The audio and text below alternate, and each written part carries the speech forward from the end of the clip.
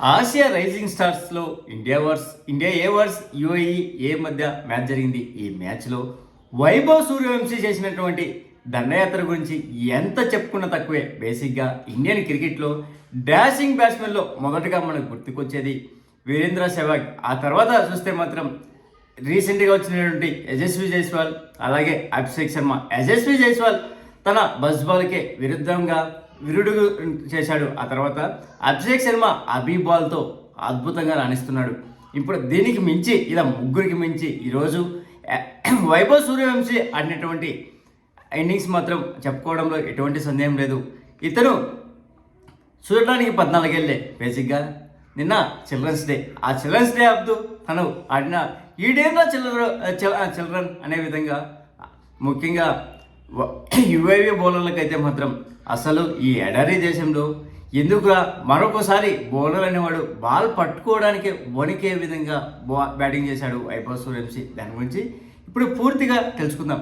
Please friends, like చెప్తే like చేయండి, కొత్తగా వచ్చిన వాళ్ళు సబ్స్క్రైబ్ చేయండి.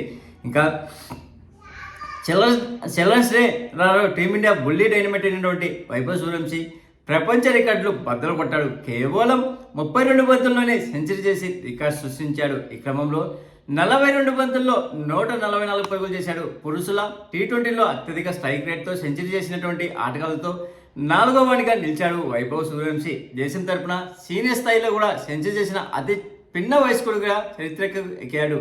ఓవరాల్గా ఈరోజు ఐపీఎల్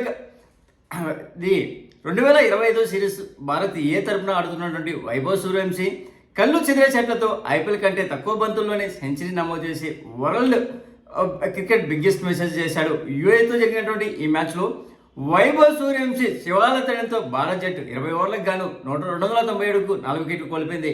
14 సంవత్సరాల వైభవ్ సూర్యవంశీ 42 బంతుల్లోనే 11 ఫోర్లు 15 సిక్సర్లతో ఏకంగా 144 పరుగులు చేశాడు. 32 బంతుల్లోనే సెంచరీ చేశాడు. దీంతో వైభవ్ ఆ 10 బంతుల్లో మరో 40 పరుగులు రాబట్టి రికార్డు సృష్టించాడు. కేవలం పురుషుల టీ20లో అత్యధిక స్ట్రైక్ రేట్తో సెంచరీ చేసిన ఆటగాళ్లలో 4వ స్థానంలో నిలిచాడు. ఆ రికార్డ్స్ మాత్రం టీ20 నెంబర్ 1 బ్యాట్స్మెన్ అయినటువంటి అభిషేక్ శర్మ పంజాబ్ తరపున ఆడుతున్న సమయంలో 365.51 స్ట్రైక్ రేట్తో 29 బంతుల్లోనే 106 పరుగులతో నాట్అవుట్గా నిలిచాడు. టర్కీ ఆటగాడైనటువంటి మహమ్మద్ సావద్ 34 బంతుల్లోనే 352.94 స్ట్రైక్ రేట్తో 120 పరుగులు చేశాడు. ఆ తర్వాత ఈస్టోనియా ప్లేయర్ అయినటువంటి సోహన్ 351.21 స్ట్రైక్ రేట్తో 41 బంతుల్లోనే 144 పరుగులు చేసి వైభవ్తో సమానంగా అత్యధిక పరుగులు చేసినటువంటి ప్లేయర్గా నిలిచాడు. ఇంకా వైభవ్ 144 పరుగుల వద్ద అవుట్ కాగా సాహిల్ సోహన్ నాట్అవుట్గా నిలిచాడు.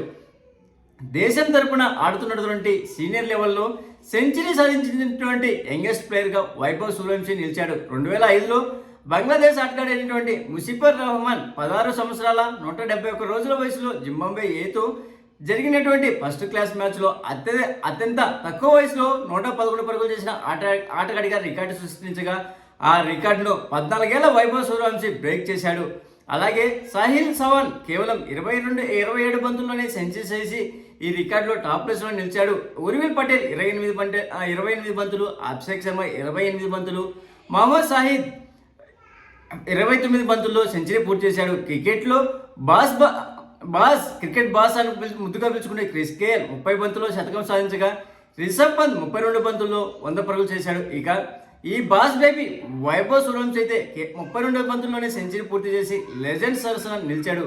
అంతేకాకుండా ఓవరాల్గా ప్రపంచవ్యాప్తంగా జరిగినటువంటి టీ20 లీగ్లో హైయెస్ట్ టోటల్ స్కోర్ నమోదు చేసిన జట్టుగా బరోడా జట్టు 349కి 5 వికెట్లు కోల్పోయి టాప్ ప్లేస్లో ఉండగా గాంబియా జట్టుపై జింబాబ్వే 344కు 4 చేసి 4 వికెట్లు కోల్పోయి 2వ స్థానంలో ఉంది. మంగోలియాపై జరిగినటువంటి మ్యాచ్లో 314కు 3 వికెట్లు కోల్పోయి నేపాల్ థర్డ్ ప్లేస్లో నిలిచింది. ఇక పెద్ద జట్లు అయితే ఇంగ్లాండ్ జట్టు సౌత్ ఆఫ్రికాపై 304 రన్స్ చేసి 2 వికెట్లు కోల్పోయి విధ్వంసం సృష్టించి 4వ స్థానంలో ఉండగా ఈరోజు భారత్ బంగ్లాదేశ్ మ్యాచ్లో టీమిండియా 297కు 6 వికెట్లు కోల్పోయి 5వ స్థానంలో నిలిచింది. వైభవ్ సూర్యవంశీ విధ్వంసంతో ఇండియా యుఏపై 297 పరుగులకు గాను 4 వికెట్లు కోల్పోయి 6వ స్థానంలో నిలిచింది.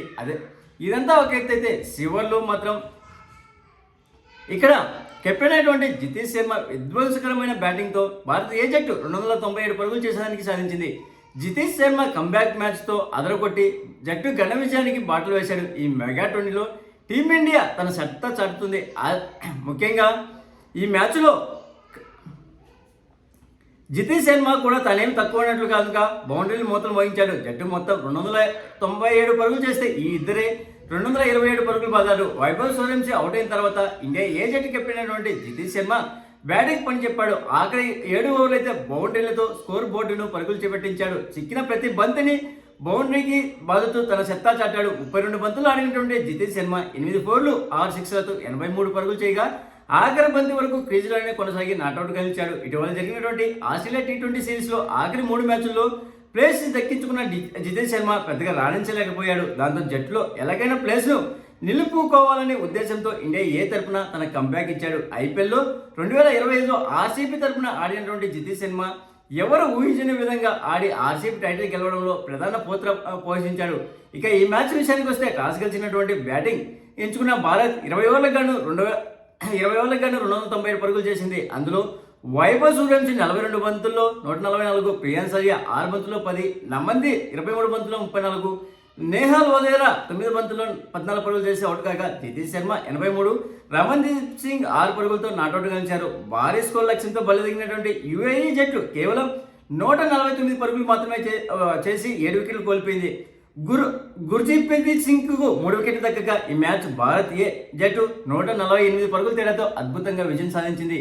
సెంచరీ సాధించినటువంటి వైభవ్ సూర్యవంశీకి man of the match award లభించింది. ప్లీజ్ ఫ్రెండ్స్ లైక్ చెప్తే లైక్ చేయండి, కొత్తగా వచ్చిన వాళ్ళు సబ్స్క్రైబ్ చేయండి. Thank you. Signing off your Mahindra.